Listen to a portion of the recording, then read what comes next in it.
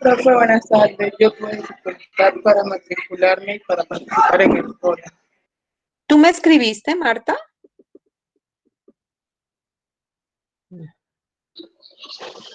Sí, Contigo tengo pendiente enviarte la invitación, ¿cierto? sí, profe. Ah, ok, listo. Bueno, a excepción de Marta, entonces los demás no tuvieron dificultad.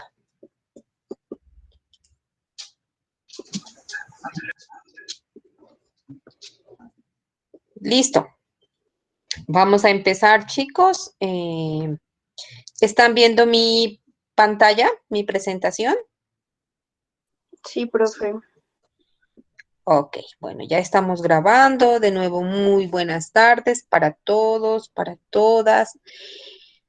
Vamos, bueno, en el recorrido que hemos venido haciendo desde el primer día hasta el día de hoy, hemos precisamente tenido en cuenta, por un lado, como las bases de la intervención social desde la perspectiva del trabajo social de casos, del casework.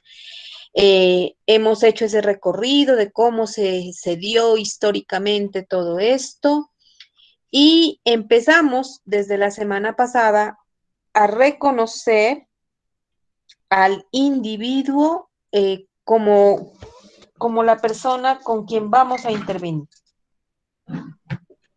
como ese entorno, digamos, ese ser o ese sujeto sobre quien va a recaer el apoyo y el acompañamiento y con quien vamos a establecer una relación objetiva de apoyo y acompañamiento y que es una relación mutua, ¿sí? De apoyo mutuo. Esa persona requiere de nuestros conocimientos, de nuestra experiencia y demás para salir un poco de sus dificultades y nosotros requerimos de información de esa persona, requerimos potenciar sus recursos personales precisamente para que esas transformaciones, esos ajustes en la vida de las personas se den de forma paulatina. Algunos se van a dar más rápido, otros se van a demorar un poco más. Les decía yo, hay personas que van a continuar en el proceso, otras personas van a desistir de los procesos. Lo importante es que desde el principio nosotros podamos identificar, ir identificando paulatinamente qué es lo que en realidad las personas requieren y cómo les podemos brindar apoyo. Entonces, la vez pasada habíamos hablado de conceptos importantes como la personalidad, el comportamiento, los sentimientos, vimos las emociones más importantes y ahora vamos a abordar otros conceptos que son importantes en la lógica de la intervención. El primer concepto al que nos vamos a referir es la autoestima. La autoestima se forma a partir de la percepción de las propias cualidades personales, pues es la forma de reflexionar y de sentir que tiene el individuo. Entonces es la estima propia, ¿sí?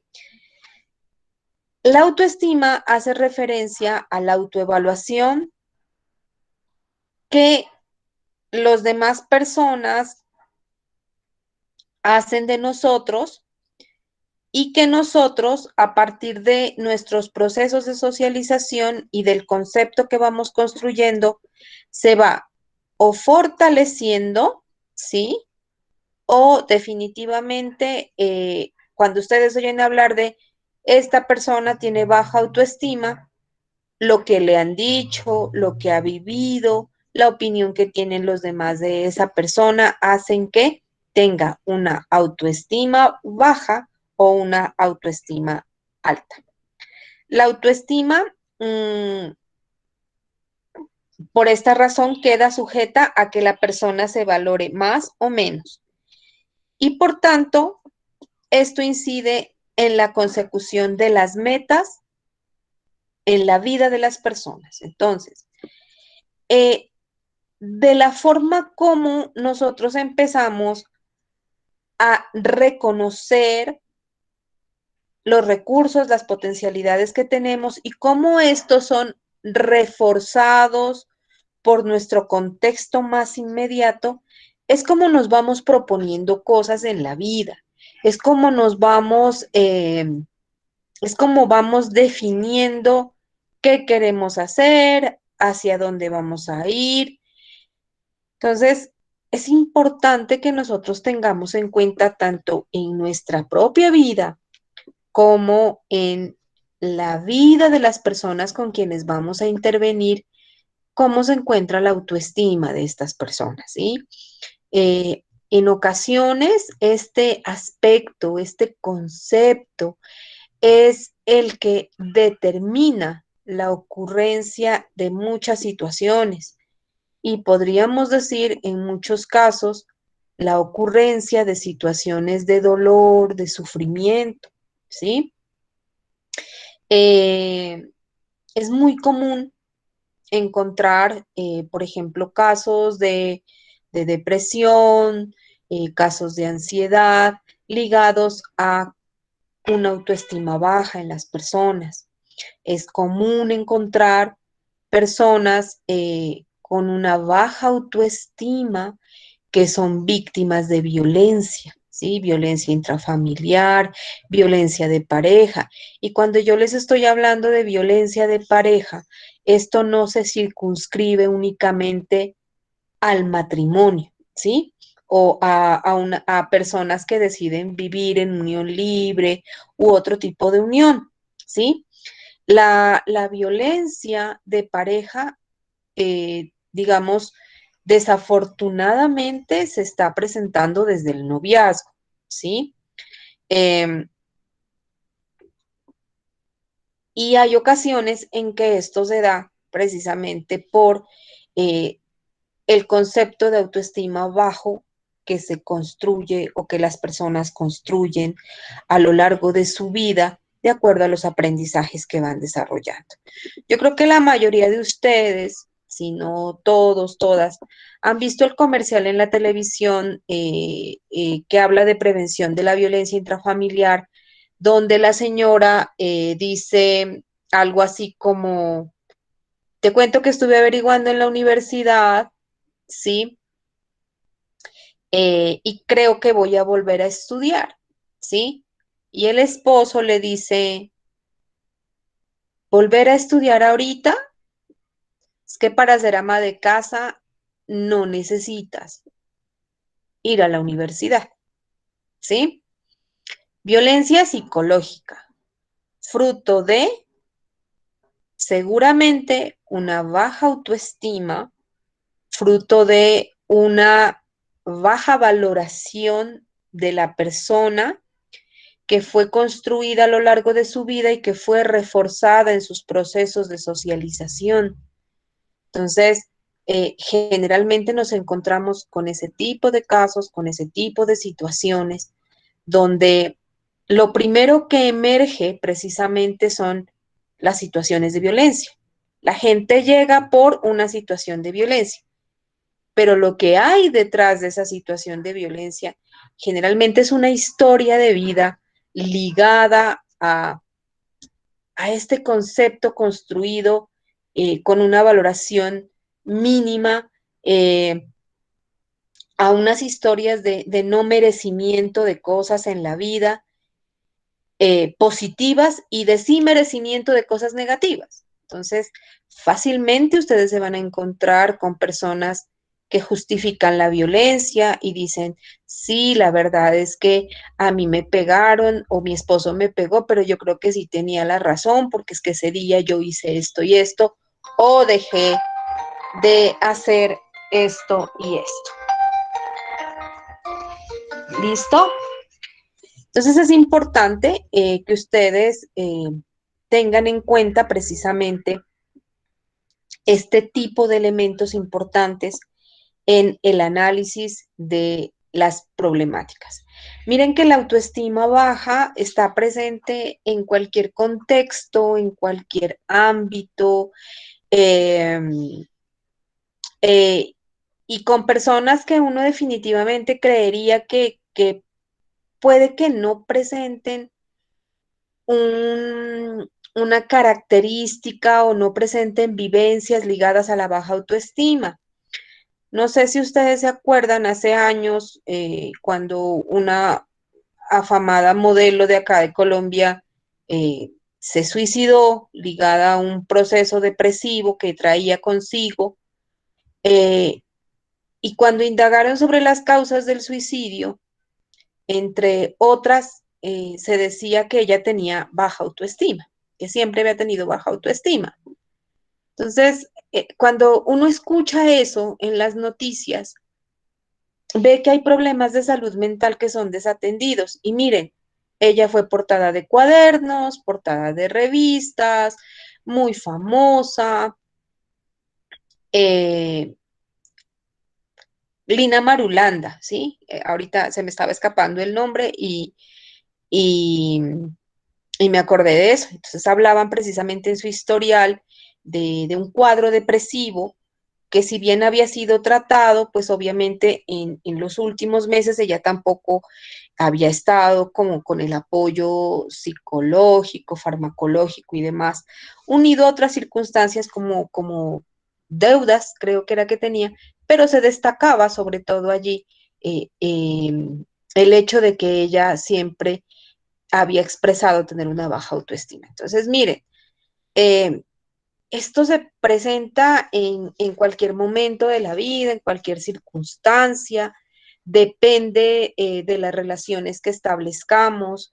A veces las personas establecemos relaciones tóxicas, por decirlo de alguna forma, que en lugar de aportarnos, eh, por el contrario, hacen que se refuercen cosas eh, negativas en la vida ligadas a conceptos como la estima personal. Preguntas, reflexiones, inquietudes.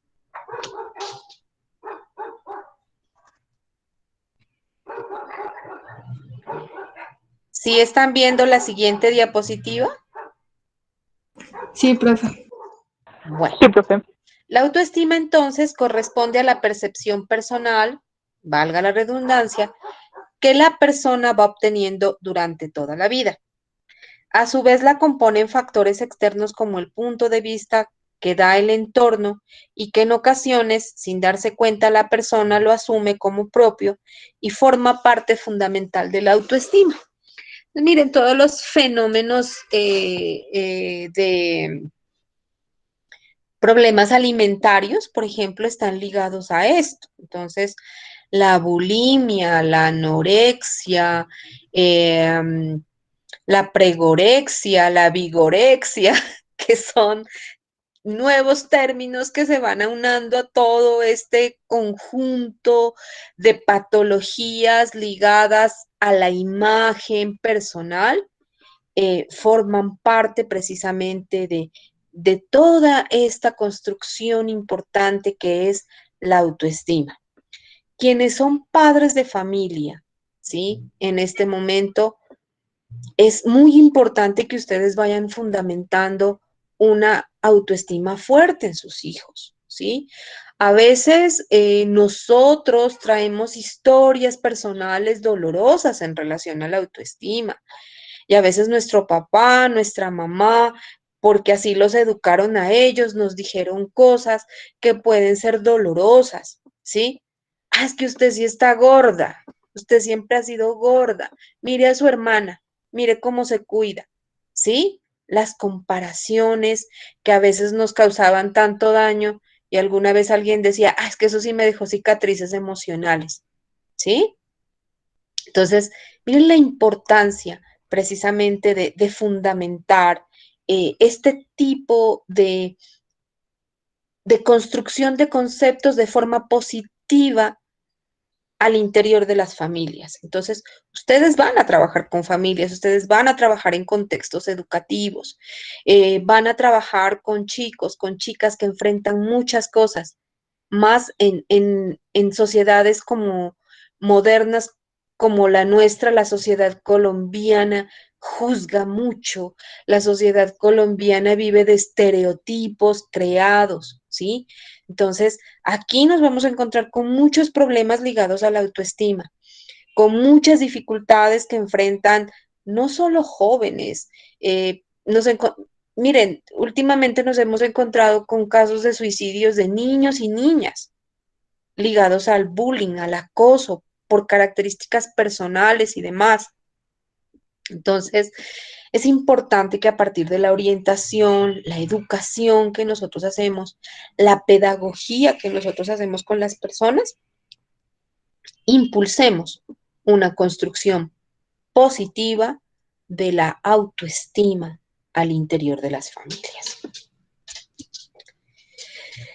Entonces, aquí en esta imagen les quise colocar pues como cuáles son esos rasgos de la baja autoestima, que son la falta de confianza en sí mismo, el miedo al rechazo, la timidez excesiva, el hábito de compararse con otras personas, la sensación de incapacidad, el perfeccionismo, la tendencia a la procrastinación y a la pereza. Yo no hago eso, procrastinar es aplazar, ¿sí?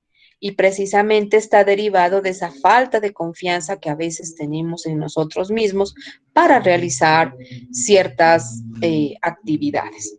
Dificultad para reconocer los propios logros. Entonces, hay ocasiones en que, y eso es muy cultural, ¿no? Hay ocasiones en que fácilmente a uno se lo encuentran en la calle y le dicen, ay, tan bonito que le quedó el corte de cabello, o tan bonita que usted se ve, o tan chusco que usted se ve de esta forma, cómo se le ven las gafas de bonitas. Y la respuesta que a veces nosotros hemos aprendido a dar culturalmente, precisamente por todo esto que aprendemos en la familia, a veces ni siquiera es decir gracias, ¿sí? Porque cuando uno recibe ese tipo de halagos y de cosas, es necesario agradecer, ¿sí? Es necesario agradecer, es necesario precisamente reconocer que hay cosas buenas, bonitas que nosotros tenemos, pero a veces sucede lo contrario, nos dicen ese tipo de apreciaciones y uno lo que hay que decir, ay, ¿será? No, pues eso es lo que usted piensa. Ah, sí, para sus ojos, no ha de ser para tanto, ¿sí? Entonces miren cómo todas esas cosas van fundamentando y les digo que la cultura también juega mucho en este sentido y tiene unas bases precisamente en lo que nosotros vamos construyendo. Y lo que les decía hace un rato, la familia es el pilar fundamental para la construcción de una autoestima positiva, la construcción de una autoestima fuerte en nuestras vidas. ¿Alguna pregunta?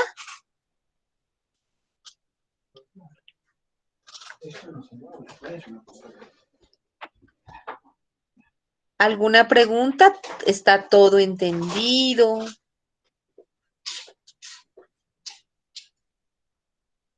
¿Alguien quisiera comentar alguna situación o caso que conozca de alguna persona que ha llegado, por ejemplo, a un problema de depresión, de ideación suicida ligado a la baja autoestima? Me gustaría que me lo comenten.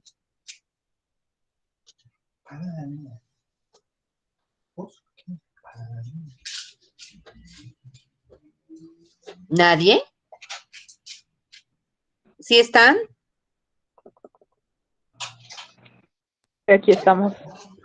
Ah, bueno. ¿Alguien conoce algún caso? A veces los amigos, las amigas le comentan a uno. ¿Quién quiere hablar? ¿Profe? Ajá, dime. Yo. Ajá. Profe, yo tuve una compañera en el colegio que tuvo esos problemas. Y quizás también en el autoestima pues se correlaciona todo también como en las relaciones, porque esta chica, bueno, ella tenía autoestima en relación con su físico, ella era muy gordita. Ujú. Y ella cayó en la depresión, incluso pues la pareja que tenía así como que le hacía sus malos comentarios respecto a eso. Y pues más allá de lo físico, el psicológico que le hacía esa persona, también llegó a caer en una crisis tenaz, incluso creo que estuvo casi un año en control porque no podía volver al colegio, estaba pero demasiado afectada. Ujú. Muchísimas gracias. Sí, miren, hay ocasiones en que precisamente los comentarios, las bromas, y ahorita nos encontramos tristemente el mal uso de las redes sociales, el mal uso de los dispositivos móviles y demás, ahorita hacen que nos encontremos con muchas cosas ligadas al ciberacoso, que juegan con la autoestima, que juegan con los sentimientos de las otras personas ligadas a sus características físicas y demás. Y seguramente ustedes, si van a trabajar en contextos educativos, como bien se los mencionaba, se van a encontrar con eso. ¿Sí? ¿Sí? ¿Alguien más quería hablar?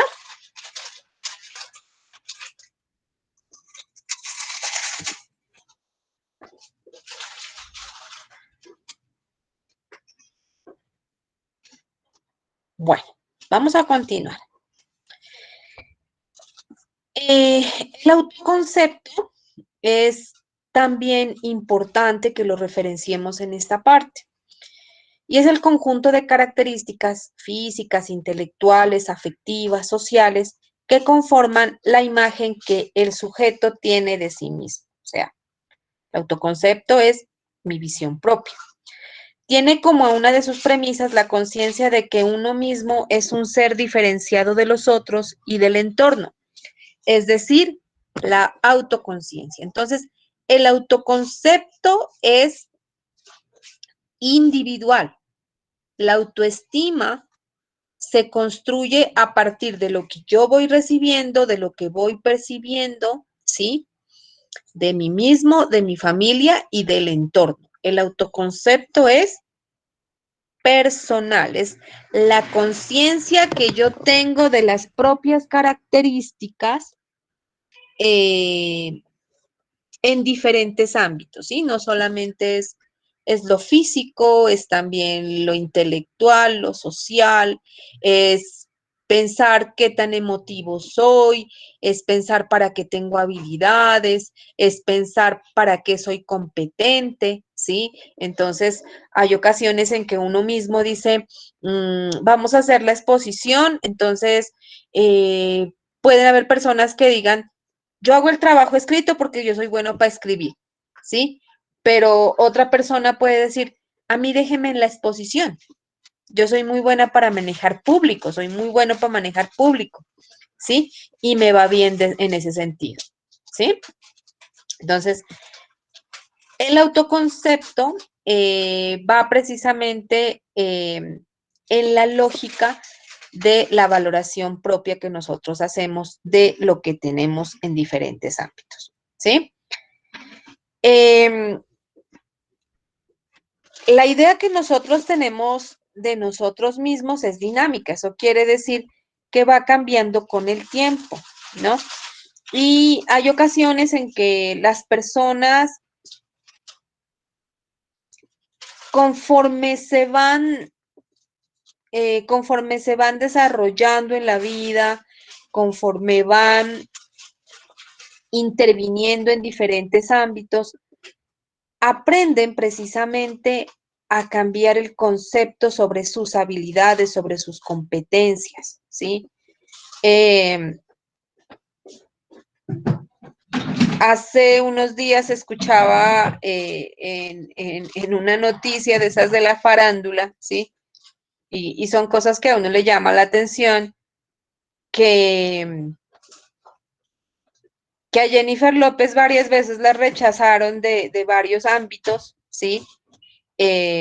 Porque consideraban que no tenía habilidades para el canto y que de hecho ella tenía baja autoestima, ¿sí?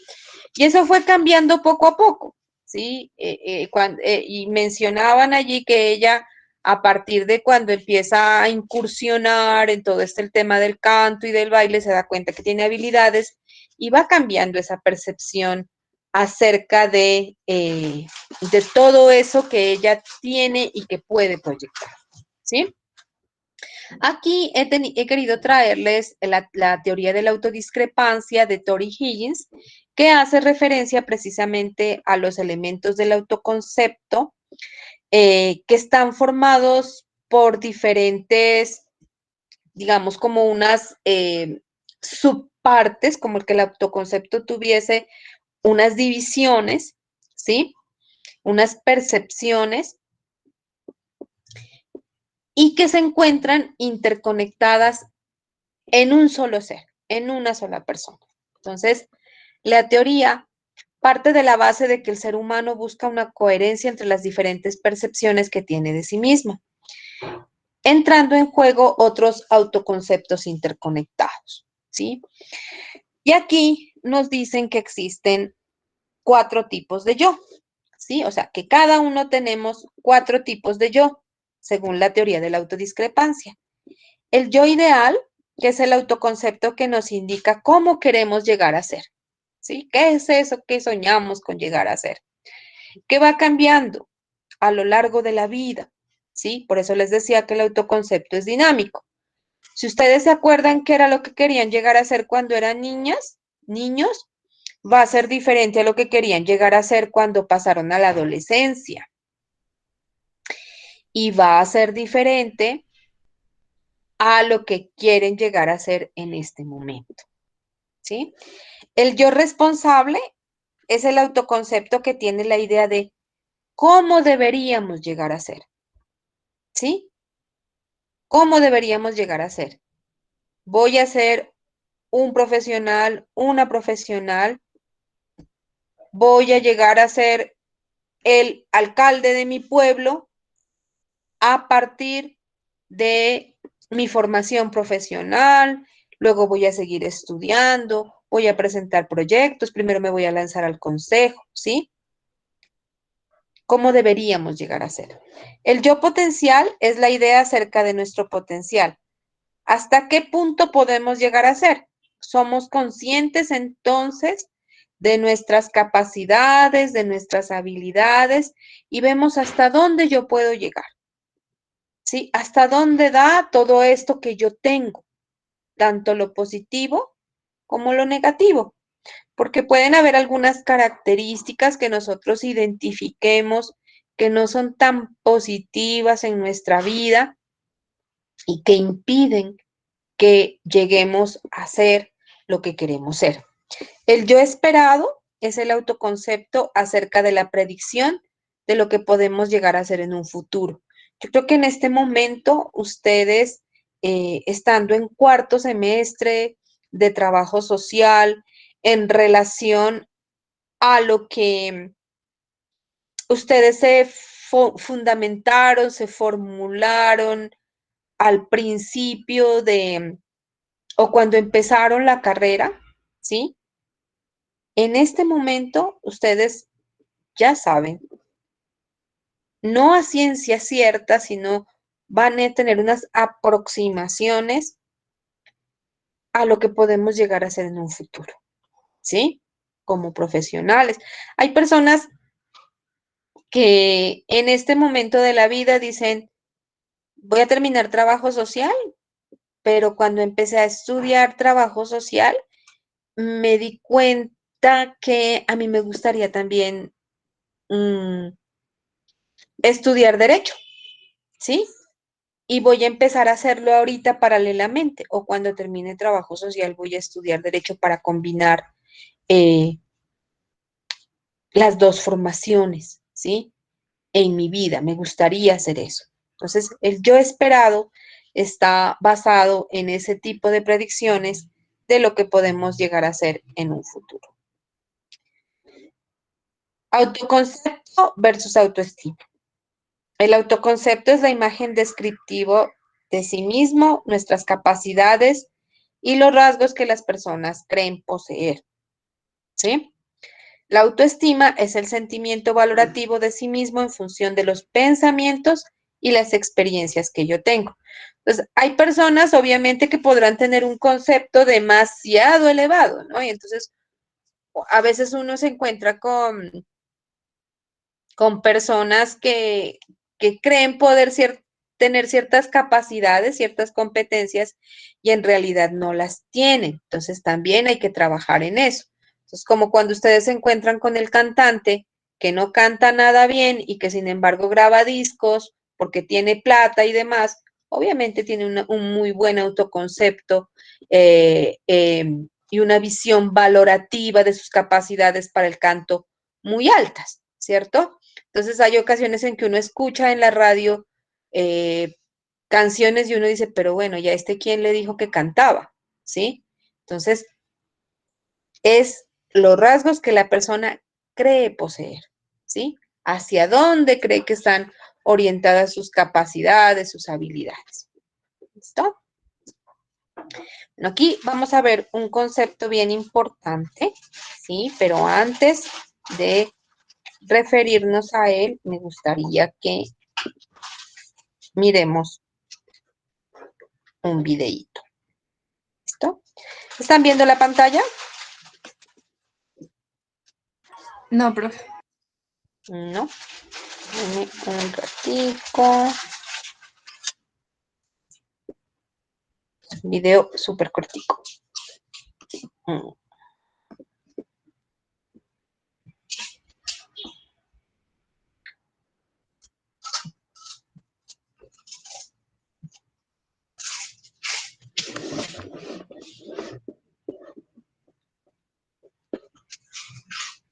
¿Ahí la están mirando? Sí, profe, ya. Me dicen si escuchan, por favor.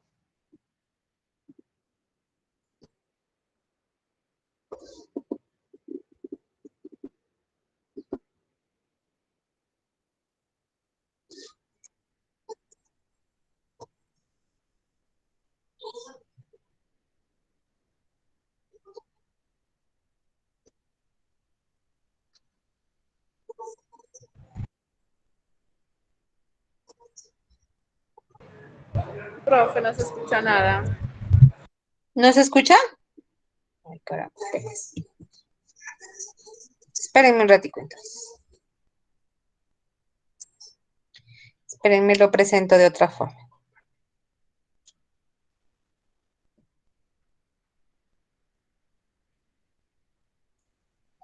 Espérenme, lo comparto como...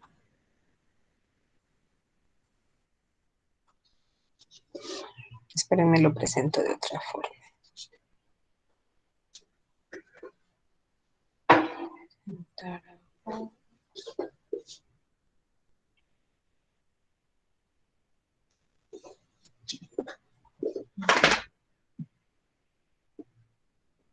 Allí miran la pantalla.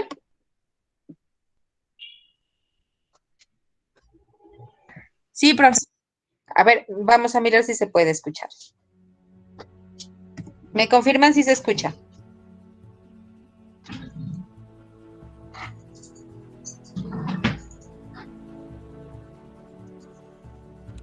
La resiliencia es resistir y ¿Se escucha? Es volver a rebotar Sí, luego sí, de la profe. caída. Remolcarte Ok. con la ola y no dejarte revolcar. La resiliencia te invita a encontrar la ventaja a la desventaja, lo bueno a lo malo, la gracia a la desgracia. La vida es incómoda. La resiliencia lo sabe y mira a la incomodidad como una bendición oculta. El resiliente sabe que aferrarse es más doloroso. Hay que soltar, aunque duela. Un día decidí dejar de resistir, para que lo que tenga que doler, duela. Lo que tenga que nacer, crezca. Y lo que tenga que ser, sea.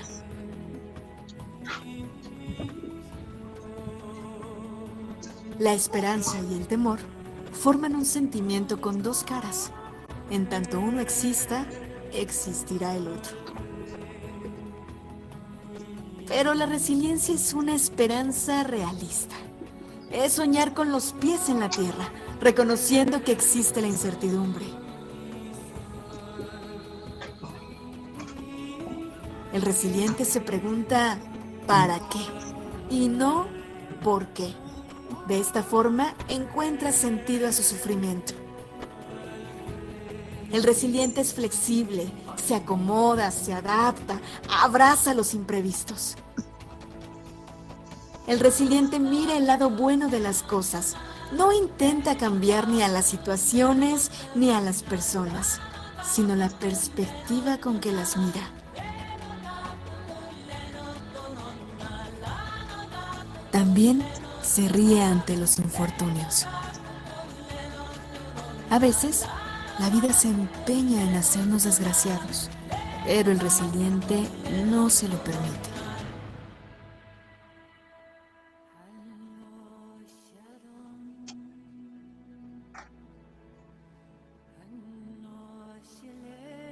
El resiliente es imperfecto, lo sabe, lo disfruta y no busca la perfección. Se reconoce vulnerable y frágil, pero sobreviviente al fin. Para ser resiliente debes saber perdonar.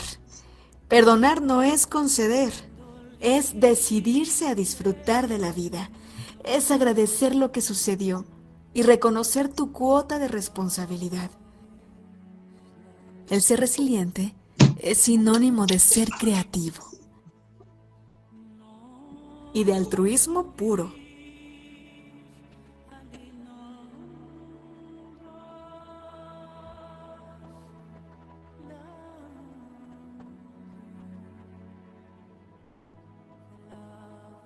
No te aquietes, no limites tus retos, mejor desafía tus límites.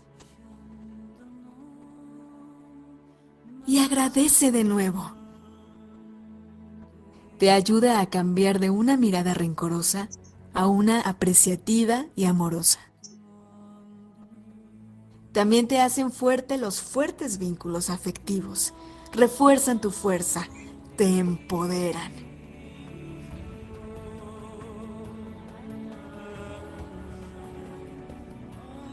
Como a la resiliencia no le bastan las intenciones, hay que actuar.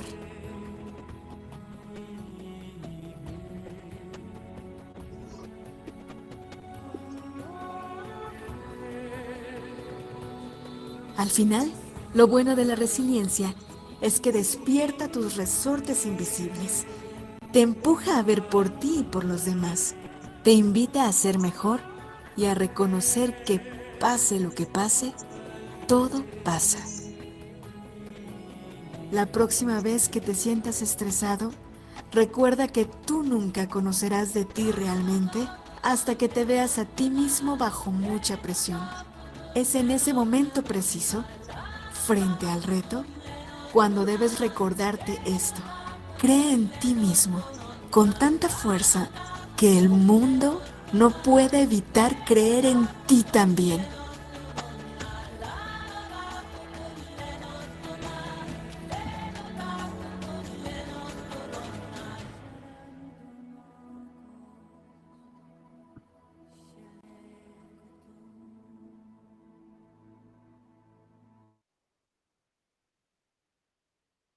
Bueno, ¿qué les pareció el video? Cuéntenme, así brevemente. ¿No les genera nada? ¿Qué les genera eso que nos están diciendo en ese video?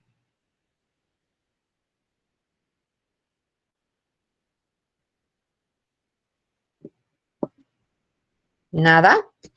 ¿Ya están cansados a esta hora? ¿Cansadas?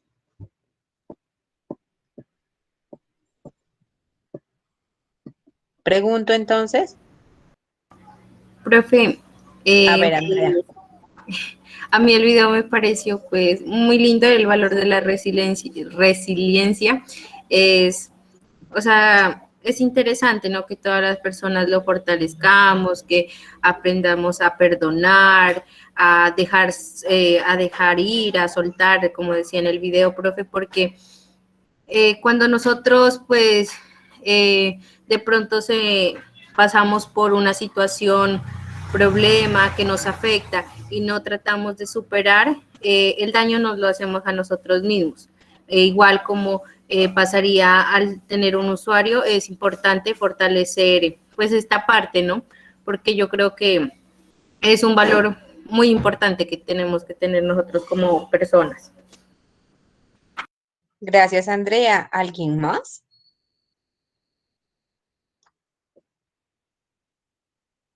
¿Será que hay personas que definitivamente no pueden ser resilientes?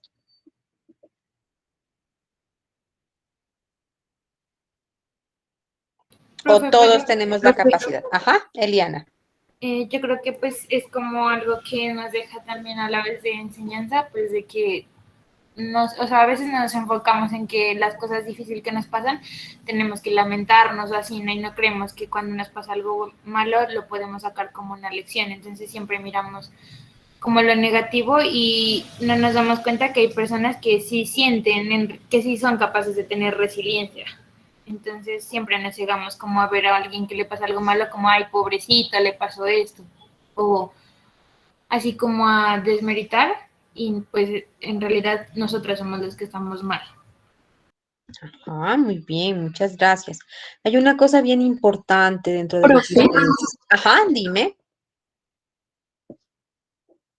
te profe, escuchamos. qué pena. Pues también como para resaltar que la resiliencia también va muy ligada a lo que usted nos decía ahora del control de las emociones, pues porque pues la resiliencia es como esa capacidad, ¿no? De levantarse de eso, de lo que a uno le hace daño o de la adversidad y levantarse como más fuerte.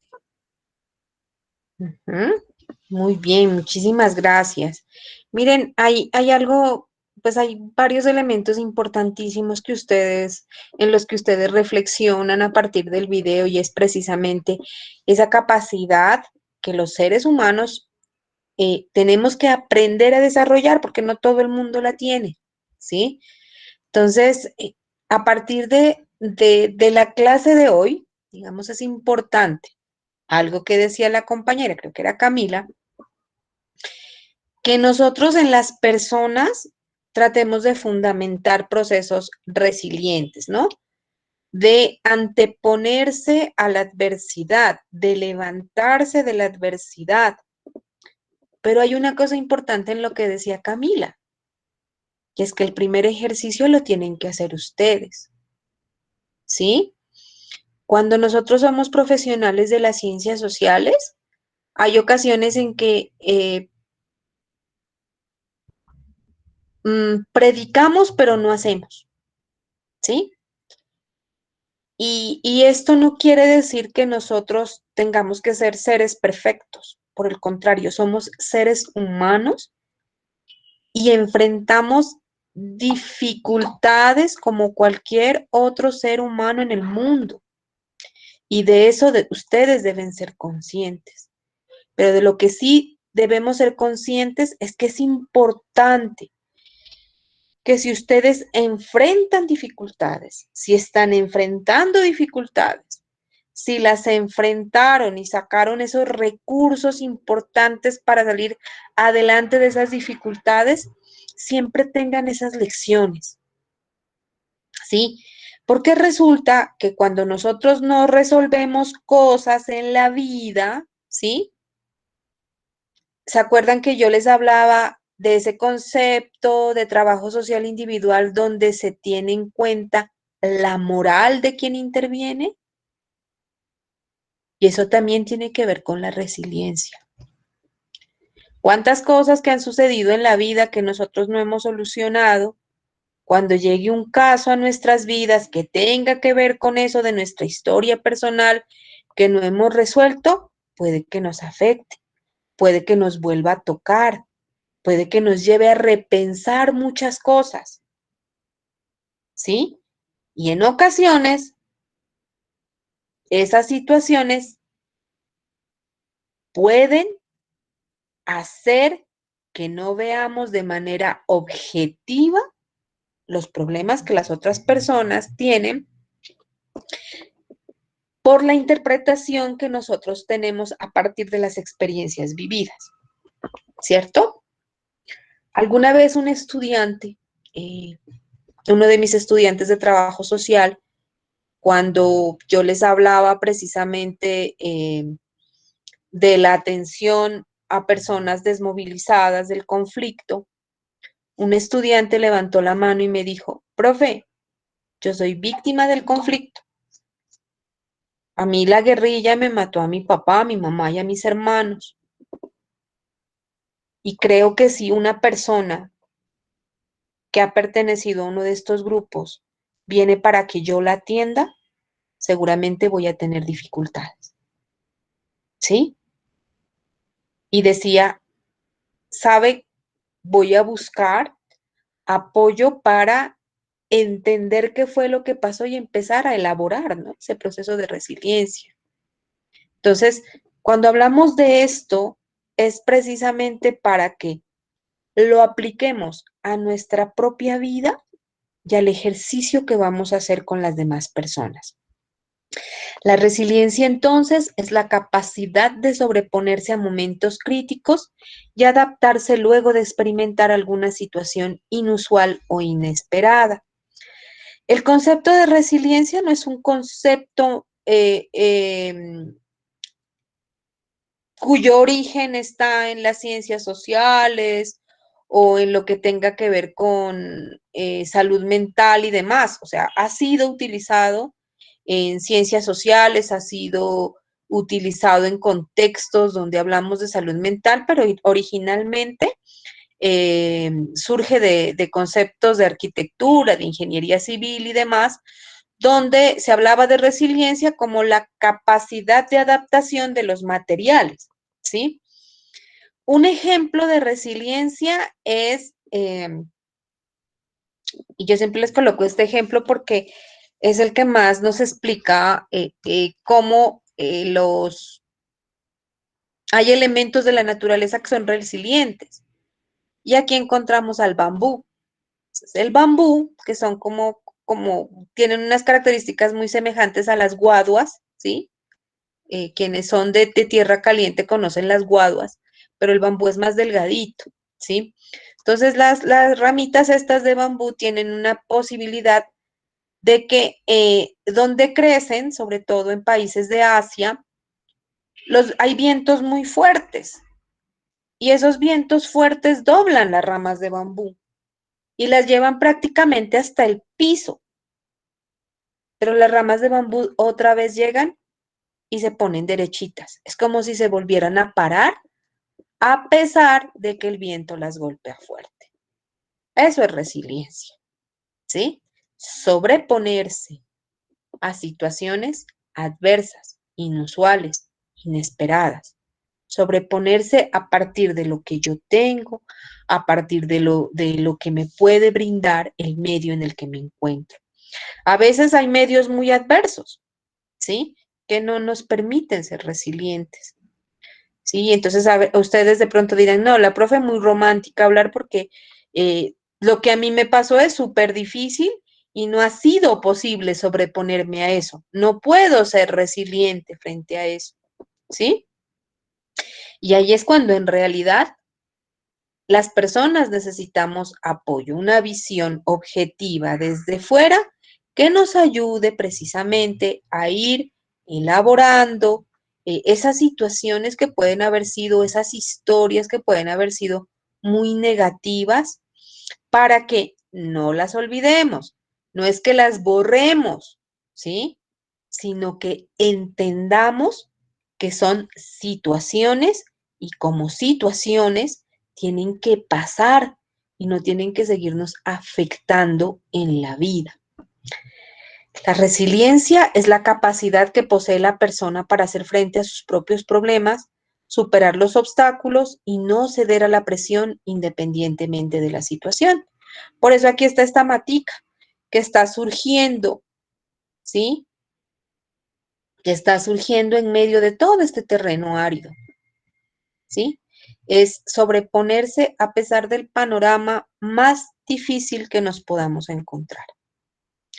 La resiliencia puede ser individual y puede ser colectiva. Ustedes, cuando a quien le guste trabajar, por ejemplo, comunitario, el tema comunitario, a quien le guste intervenir en comunidad, va a encontrar procesos de resiliencia colectiva, de grupos que son resilientes frente a las adversidades. Entonces, aquí en esta imagen nosotros decimos cómo ser resilientes, ¿sí? Entonces, un poco es pensar en que las circunstancias nunca son perfectas. Lo que nosotros debemos es propender por tener actitudes positivas. Hay situaciones que no pueden cambiar, pero lo que sí puede cambiar es nuestra actitud hacia eso que no puede cambiar. Por ejemplo, la actual situación de pandemia. Difícilmente la podemos cambiar. Es algo que está sucediendo a nivel mundial. Es algo con lo que no contábamos. Pero ¿qué pasaría si nos sentamos todos los días a llorar en la casa? Frente a que no podemos salir, frente a que desafortunadamente alguien de la familia perdió el trabajo, desafortunadamente alguien de la familia está enfermo, falleció por esto, ¿sí? Una situación que nosotros no la podemos cambiar, tristemente no la podemos cambiar, pero sí podemos asumir actitudes o conjuntamente con nuestra familia, con nuestra pareja, asumir actitudes que sean más constructivas y no destructivas. Pensar útil, rumiar el pasado no lo cambia, ¿sí? Entonces nosotros como humanos a veces es que si yo hubiera hecho, si no hubiera ido, ¿sí? El hubiera no existe. Y rumiar el pasado definitivamente no lo va a cambiar, ¿sí? Quedarnos anclados, sufriendo por algo que sucedió, seguramente no va a cambiar las circunstancias, pero no tiene que seguir atormentándonos. Es necesario buscar soluciones frente a lo que estamos sintiendo, frente a las situaciones que estamos viviendo. Somos cambio. Aceptar no es resignación, es dejar marchar. Aceptar que una relación se termina es algo sano. Y más cuando son las relaciones tóxicas, pero uno les quiere buscar por cualquier lado el lado positivo, ¿sí? O como que les va buscando por el ladito. No, pero es que si yo hiciera esto y se cree redentor del otro y demás. Entonces, soltar, dejar marchar es importante. Los recuerdos, las cosas que nos hacen daño, empezar a soltarlas es importante. Asumir la responsabilidad frente a las cosas que sucedan, buenas o malas. Y una cosa es asumir la responsabilidad y otra muy diferente es culpabilizarse. ¿Sí? Entonces piénsenlo de esa forma. Eh, Generalmente las situaciones, las circunstancias son temporales, no duran toda la vida. Y es algo en lo que debemos pensar. Y pensar precisamente en el cambio. Llevar a las personas con quienes intervengamos a identificar esos puntos sobre los que debemos trabajar precisamente para que se generen esos cambios. No siempre se recoge lo que se siembra, totalmente, ¿sí? A veces dice, yo en esta relación fui quien más dio, mire, yo hacía esto, lo otro, y sin embargo, vea cómo me pagaron, vea la compañera de la universidad, hice esto, lo otro, vino a vivir aquí a mi casa y vea lo que pasó, ¿sí? Entonces, no siempre se recoge lo que se siembra. Y la vida suele tener partes injustas, así que debemos contar con que esas partes injustas existen. ¿Listo? Bueno, entonces, ahorita les voy a mostrar brevemente un ejemplo de una persona resiliente. ¿Listo?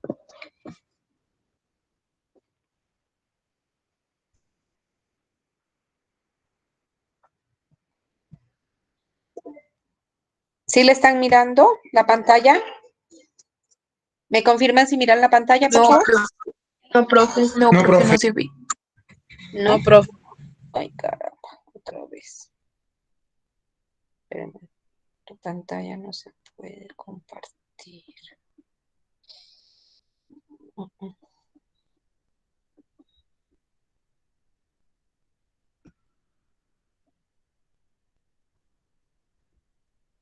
¿Allí la miran? Sí, profe. Sí, profe. Y ya, profe. Sí, ¿cierto? Sí la están mirando. Sí, profe. Listo. Entonces, ahorita me confirman audio, por favor. Si escuchan. ¿Sí se escucha? Sí. Ok.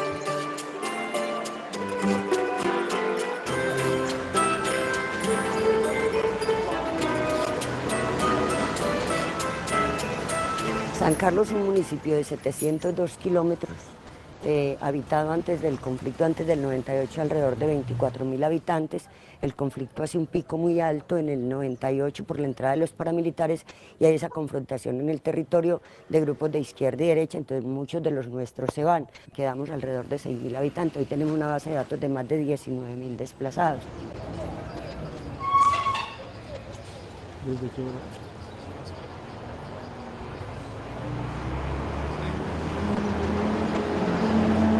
Un año después de hacer la desmovilización de los paramilitares, la comunidad entra en una fugia porque es entender que vienen a poblar los territorios aquellos que antier han exterminado familias enteras. Entonces nace ese acercamiento y esa figura institucional que de alguna manera es puente entre Estado, víctimas y desmovilizados. El CARE lo que hace es identificar personas no atendidas y hacer el puente ante la institucionalidad para que los recursos no se vayan para una sola familia, sino que haya una real atención en la medida de las capacidades y de la oferta institucional.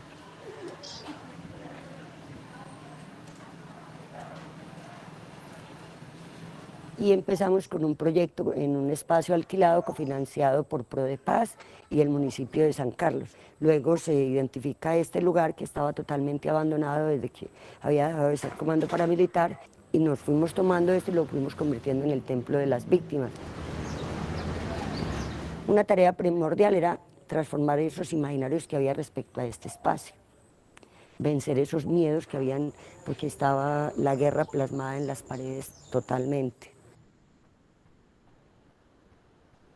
Por fortuna hoy es un lugar de esperanza, de sueños, pero donde también se ofrece un acompañamiento psicológico y un abrazo fraterno a aquel que todavía, contando la historia de dolor, le sudan los ojos.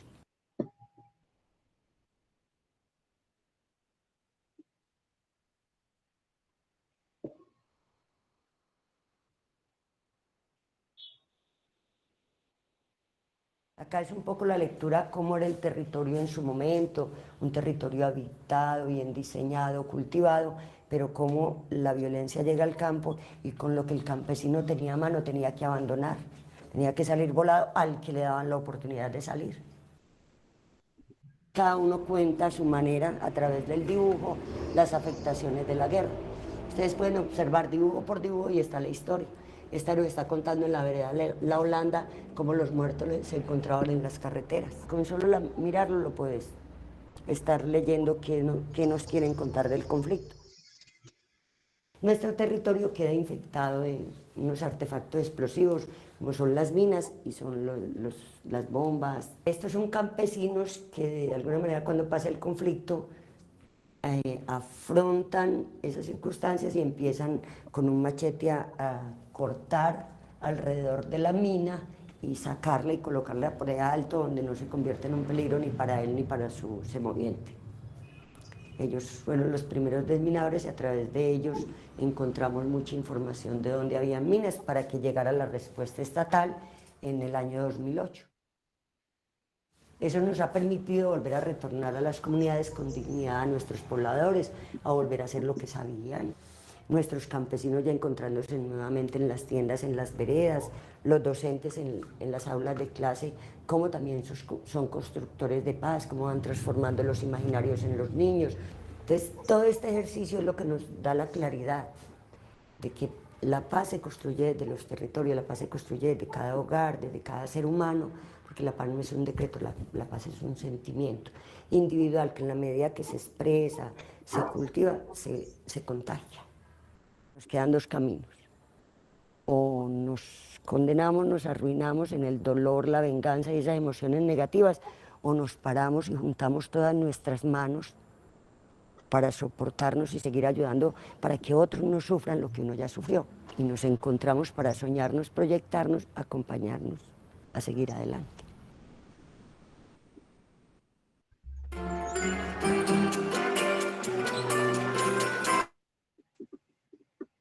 Ok. Bueno, miren, Pastora Mira es una líder social de San Carlos, Antioquia, que de hecho quienes vieron la visita del Papa Francisco a Colombia, ella estuvo precisamente en una de los espacios que se compartió con el Papa Francisco. ¿Por qué les quise traer el testimonio de Pastora Mira y les quise traer un video donde ella muestra el trabajo que hace en San Carlos, Antioquia? Para mí, Pastora es una de las personas que a partir de su vida ha construido una resiliencia personal y ha permitido que su comunidad sea resiliente a partir de lo que ella ha vivido. Entonces voy a contar brevemente qué fue lo que le pasó a Pastora. Hay otros videos en YouTube donde ella cuenta su historia, pero yo se los quise traer un poco desde lo positivo que ella hace para que nos vayamos un poquito hacia atrás. Pastora siempre fue víctima del conflicto. A ella le asesinaron a sus padres, a sus tíos, a sus primos. Tenía 2 hijas desaparecidas, ¿sí? De hecho, hay un video donde se muestra cómo ella ayuda en la búsqueda de uno de los cuerpos de sus hijas. Pero quizá es uno de los eventos de su vida lo que nos permite entender que los seres humanos sí podemos ser resilientes a pesar de tanta adversidad. Cuando yo les hablo de todo esto, ustedes se pueden dar cuenta que es una persona que ha enfrentado la adversidad de muchísimas formas. Y ella cuenta un evento en su vida que marcó su vida y que marcó precisamente esos cambios necesarios, ¿sí? Desde la resiliencia. Ella dice que un día, en medio de todo el terror de las confrontaciones, en su pueblo, San Carlos, había un chico herido que estaba inconsciente. Eso fue después de que su hijo había sido asesinado, ¿sí? Había un chico herido, inconsciente,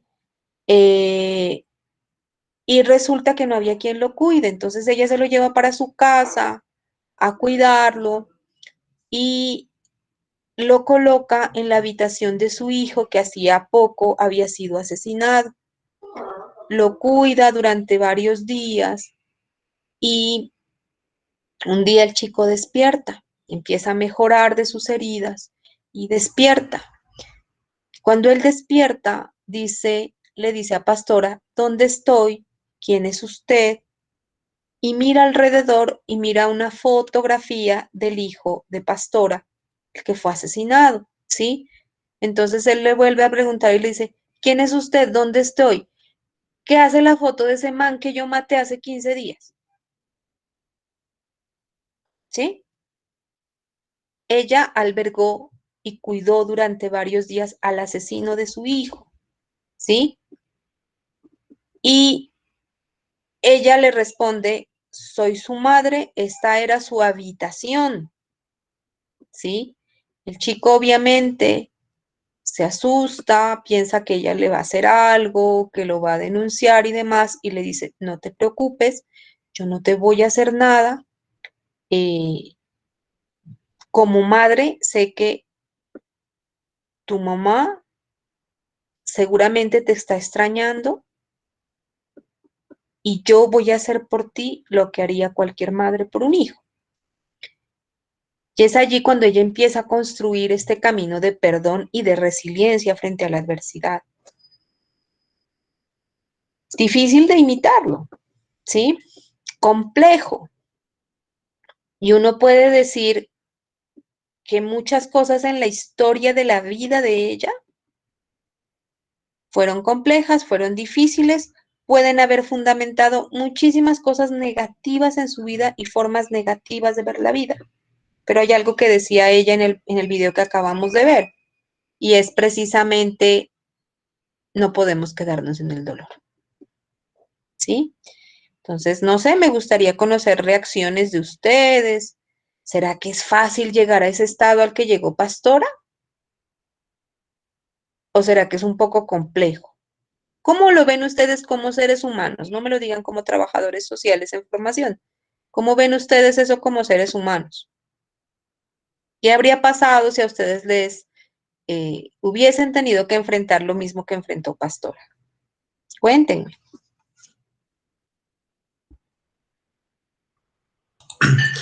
Es durísimo, profe, porque imagínese usted tener ahí de frente al asesino de un familiar suyo de alguien importante y tener esa capacidad como de, pues de cuidarlo, de perdonarlo y más encima ponerse en el papel de, pues, de los familiares de él, ¿no? Diciéndole que, pues si usted le hace algo de pronto a él, los que van a sufrir son los familiares.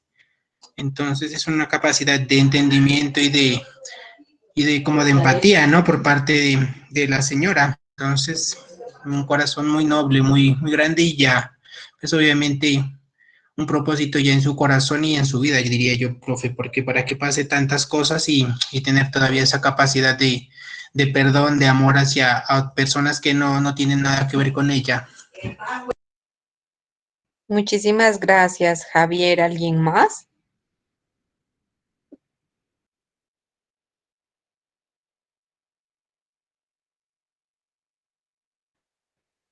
¿Quién más quiere contarnos qué le pareció esta historia? ¿Qué tan fácil o difícil puede ser llegar a ser resiliente frente a la adversidad? ¿Cómo lo ven ustedes como seres humanos?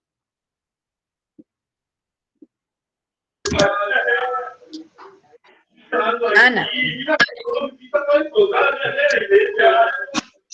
Ana Cisney.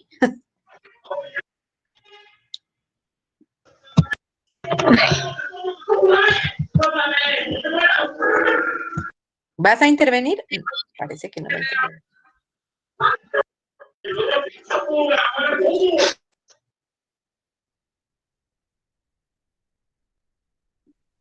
No sé si alguien más quiera reaccionar frente a eso. Profe, Natalia. Pues yo pienso que es una capacidad que pues no solo los seres humanos debemos desarrollar y que en algún momento de nuestras vidas no tenemos esa capacidad de hacerlo y que se ve bloqueada por circunstancias, así como de pronto lo que le sucede a la señora, y nos cerramos en lo que pensamos y no nos vamos más allá. Y es algo pues difícil. Yo digo desde mi parte personal debe ser algo muy complicado poder llegar a perdonar algo que en algún momento pues nos causa tanto dolor, ¿no? Y más cuando se trata de una persona que, más en el hecho pues de ser madre, de que haya sido pues una persona que sea tan apegada a nosotros. Y pues yo lo veo complicado, pero obviamente que sí es algo que debemos aprender a hacerlo cada día y no solo simplemente con las personas que nos hacen daño, sino también con aquellas personas que encontramos a lo largo del camino. Entonces sí, pues nos deja mucho que reflexionar y de comprendernos en cuanto a nosotros como personas. Muchísimas gracias, Natalia. Sí, precisamente les coloco ese testimonio para reflexionar y para pensar en que es algo en lo que nosotros debemos trabajar, ¿sí? Y ustedes se dan cuenta que si una persona como ella llega a tener la capacidad para sobreponerse en medio de tantas cosas, pues obviamente los seres humanos venimos dotados con esas capacidades. Algunos no las desarrollamos mucho, pero es necesario empezar a trabajar en eso, desde lo personal y con quienes nosotros vamos a atender o estamos atendiendo.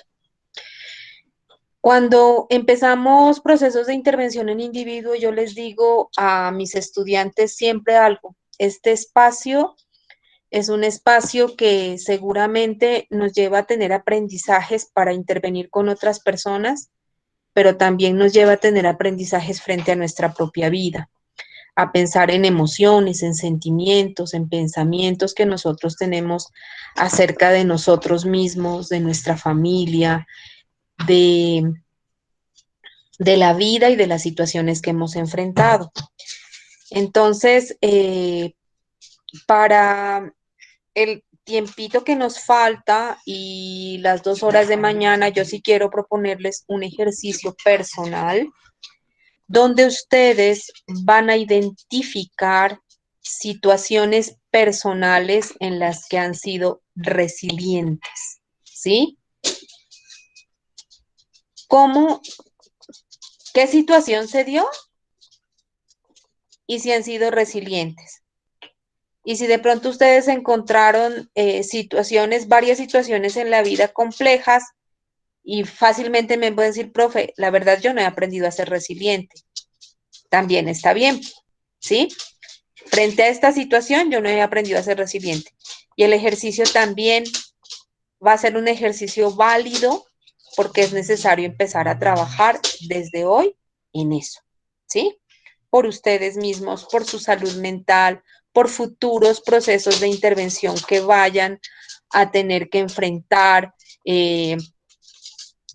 por situaciones que vayan a seguir viviendo en su vida y que desafortunadamente a veces eso que no hemos solucionado nos pasa la cuenta de cobro, nos pasa la factura.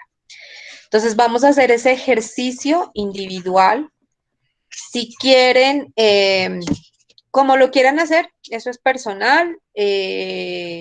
Sí necesito que lo escriban, no lo voy a compartir con nadie, solo es para mí, ¿sí? Porque me gustaría conocerles un poquito más también y este espacio nos brinda esa posibilidad de hacerlo. Como lo quieran hacer, en computador, si quieren hacerlo a mano y después hacen la fotico y me la envían, ¿sí? Como ustedes lo quieran hacer. Entonces, tenemos este tiempito, pues que ya no es mucho tampoco, pero mañana de 1 a 3 necesito que hagan ese ejercicio, un ejercicio de reflexión personal, un ejercicio que los lleve a entender muchas cosas, a reflexionar sobre muchas cosas en la vida y cómo podemos hacer precisamente para seguir siendo mejores seres humanos, sobre todo más felices, ¿sí? Que eso es lo más importante en la vida, ser felices, cambiar actitudes frente a ciertas cosas que nos han sucedido, cosas que no nos gustan. Entonces, vamos a empezar a hacer también ese trabajo personal importante para la vida de ustedes y va a ser importante también en los ejercicios de intervención que hagan. Entonces, les agradezco que hagan el trabajito y cuando me lo envíen en el asunto le coloquen como título resiliencia. Aquí les estoy colocando en el chat y aquí colocan su nombre, la primera inicial de su nombre y su apellido en el asunto. Entonces, por ejemplo, resiliencia a Gordillo, ¿sí? Resiliencia a Díaz, resiliencia a Guerra, ¿sí? Me lo van a enviar a mi correo, creo que todos lo tienen. Para quienes no lo tengan, mi correo es, aquí se los estoy colocando en el chat, a gordillo@umariana.edu.co. ¿Oh? ¿Preguntas?